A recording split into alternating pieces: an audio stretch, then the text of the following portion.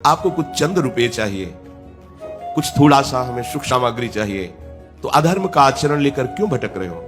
मालिक से मांगो, जगत के मालिक हैं ये। आप उनके अंश हो, इनसे अपनापन करो। प्रभु आपने जीवन दिया है तो जीने की व्यवस्था जो हमें चाहिए वो दे दीजिए। बिना मांगे वो सबको जीवन धारण करने की आवश्यकता दे रहे हैं, पर आपको जो चाह करनी तो इन्हीं से कीजिए। अगर किसी भी तरह से प्रभु का आश्रय ले लिया जाए तो मंगल कर देते हैं। एक घटना श्री भाई जी हनुमान प्रसाद पोद्दार जी के जीवन चरित्र की है। वहीं एक मुसलमान परिवार सहित रहते थे। बिल्कुल भाई जी से परिचय नहीं था। बहुत व्यापार आदि में उनका घाटा लग गया, कर्जा भी हो गया, यहां तक हालत हो गई घर में खाने को नहीं था। अब उन्होंने विचार किया कि क्या करें, हमें कोई उपाय नहीं दिखता। मन में निश्चय किया कि एक उपाय है, मृत्यु, आत्महत्या कर लेते हैं। रात्रि के जब सब सो जाएंगे तो आत्महत्या कर लेंगे, ऐसा विचार किया। और जब मृत्यु की बात आती है तो अपने आराध्य देव की तरफ थोड़ा भी कभी उपासना की है तो मन जाएगा। उनके मन में उन्होंने अपने भगवान को याद किया और पुकारा कि आप, यद्यपि ये अपराध है पर आप देख रहे हैं ऐसी परिस्थिति है, अब मुझे शरीर छोड़ना ही पड़ेगा, मैं नहीं झेल पाऊंगा। अंदर से उन्होंने अपने जो उनके धर्म में नाम लिया जाता है, अंदर से नाम लिया और कमरा बंद कर लिया। बस अब किसी से नहीं मिलना, अब तो आत्महत्या करनी है। इतनी देर में भाई जी की गाड़ी उनके दरवाजे पे पहुंच गई। एक अंजबी धोती कुर्ता पहने, चश्मा लगाए, परिवार के लोग एकदम आश्चर्य, कौन है? भाई जी ने नाम लिया, वो कहां है? बोले वो तो कमरा बंद किए हुए, खोल ही नहीं रहे, पता नहीं क्या बात है। भाई जी नजदीक गए, उनका नाम लेके पुकारा, सुनो, खोलो, आप 1 मिनट के लिए खोलो, मुझे पता है तुम क्यों बंद किए हो, आप खोलो।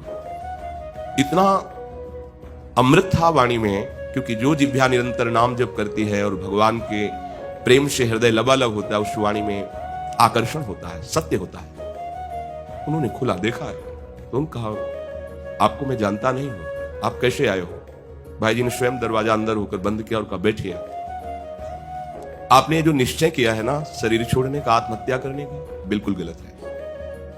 ये जीवन धर्म पूर्वक आचरण करने के लिए मिला है, भले गरीबी रहे।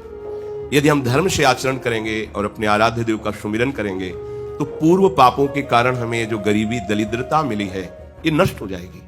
ऐसा नहीं है, सब दिन होत न एक समान। अगर अभी रात्रि है तो फिर दिन आएगा, दिन है तो रात्रि आएगी, ये माया चक्र है। आपको उदास नहीं होना। बोले क्या इन उपदेशों से फर्क पड़ेगा? क्योंकि इन उपदेशों से पेट नहीं भरता, हमारा इतना बड़ा परिवार है। भाई जी अच्छी धनराशि ले गए थे, निकाला, बैग से सामने रखा और कहा, समय समय पर आती रहेगी, आप इससे व्यापार शुरू करो, कभी ऐसा विचार मत करना, परिवार का पोषण करो और भगवान जैसा प्रेरित करेंगे, समय समय धनराशि आती।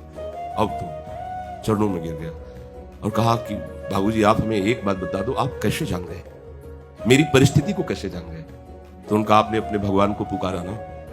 बोले हाँ। कि अब हमारा अंतिम समय में आत्महत्या करने? बोले उन्होंने भेजा है। इससे ये शास्त्र के अनुसार तो अनुभव है, लेकिन चरित्र के अनुसार अनुभव होता है कि चाहे आप किसी भी धर्म का अवलंबन लें, वो हमारे प्रभु श्री हरि ही सब रूपों में प्रकाशित हो रहे हैं। आप कोई भी नाम लें, चाहे अंग्रेजी में बोले उन्हें, चाहे आप हिंदी में बोले, उर्दू में बोले, हर भाषाओं का सृजन, हर भाषाओं की बोली जानने वाले हमारे श्री कृष्ण हैं। तो हर धर्म के रूप में हमारे प्रभु ही हैं। यदि आप जहां जिस धर्म में हैं उसी धर्म का अनन्यता पूर्वक पालन करें। देखो, धन के लिए आत्महत्या करने वाले थे तो बोले सबको क्यों नहीं बचा लेते? क्योंकि सब भगवान का आश्रय नहीं लेते। भगवान का आश्रय लो, नहीं तो छूट दिए। भगवान को दया नहीं आती? नहीं। क्यों? क्योंकि कष्ट है नहीं। जो भगवान का अंश आत्मा है उसे कभी कोई मार ही नहीं सकता और शरीर टिक नहीं सकता, परिवर्तनशील है। उनकी दृष्टि में कोई दुख नहीं है, तुम्हारी दृष्टि में दुख। अगर निवृत्त करना चाहते हो दुख और भय को तो पुकारो भगवान को, दूसरा उपाय नहीं। ये जो दूसरा उपाय लेते हो वो दुख ही है। दुख से दुख की निवृत्ति नहीं हो सकती। अगर हमें दुख से निवृत्ति, संकट से निवृत्ति पानी है तो श्री भगवान की। अश्वत्थामा को जब पांडवों ने निस्तेज कर दिया तो ब्रह्म ऋषि की संतान है, भले वो धनुर्वेद ज्ञाता है पर है तो ब्रह्म ऋषि। तो ब्रह्मणत्व से संपन्न और ब्रह्मास्त्र का ज्ञाता, उसने सोचा अब कुछ भी हो इनके वंश का ही नाश कर देंगे। कर सकते, अगर भगवान का आश्रय हो तो निश्चित कर सकते हैं। क्योंकि उसमें ब्रह्म तेज भी विद्यमान था और ब्रह्मास्त्र का भी ज्ञाता था। तो उसने 5 बाण ब्रह्मास्त्र से संधान करके पांडवों के ऊपर छोड़े और 1 बाण ब्रह्मास्त्र से संधान करके उत्तरा के गर्भ में वंश को निर्वीच कर दूंगा, ऐसा उसने संकल्प किया। ये अमोघ अस्त्र है ब्रह्मास्त्र, इसे कोई काट नहीं सकता। जैसे नारायणास्त्र है, कोई नहीं काट सकता। ये सब अमोघ दिव्यास्त्र हैं, ये भगवत स्वरूप है। अब तो इनके धारण करने की क्षमता ही नहीं, वो तेज ही नहीं, वो तप ही नहीं, वो मंत्र ही नहीं है। जे ही उत्तरा ने देखा कि ये जाज्वल्यमान ब्रह्म तेज से संपन्न ब्रह्मास्त्र आ रहा है, अब तो ये भस्म कर देगा, कोई नहीं बचा सकता, कोई नहीं बचा। ये ऐसा है, कोई नहीं बचा सकता। किसी की तरफ उनकी वृत्ति ही नहीं गई, सीधे भगवान श्री कृष्ण की तरफ भागी हूं। अपने गर्भ की रक्षा के लिए श्री भगवान कहीं दूर नहीं है, हम सबके हृदय में हैं।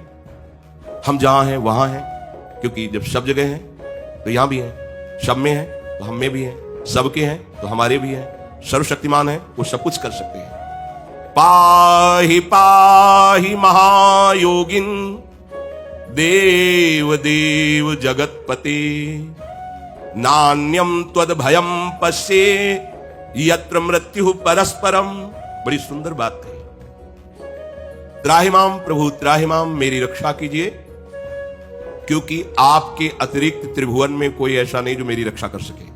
यह बात किसी विशेष भक्त के हृदय में आती है। यह बात द्रौपदी के भी हृदय में नहीं आई थी। केवल प्रभु का आश्रय नहीं लिया था उन्होंने, 5 पतियों का आश्रय लिया था, सभा में बैठे धर्मात्माओं का आश्रय लिया था, अपनी भुजाओं का आश्रय लिया था, अपने दांत का आश्रय लिया था, केवल प्रभु का। कोई भी विपत्ति आते ही सीधे हरि शरणम। अगर तुम्हारा कुछ बिगाड़ ले तो हमें बताना, कहीं भी कोई भी विपत्ति हो।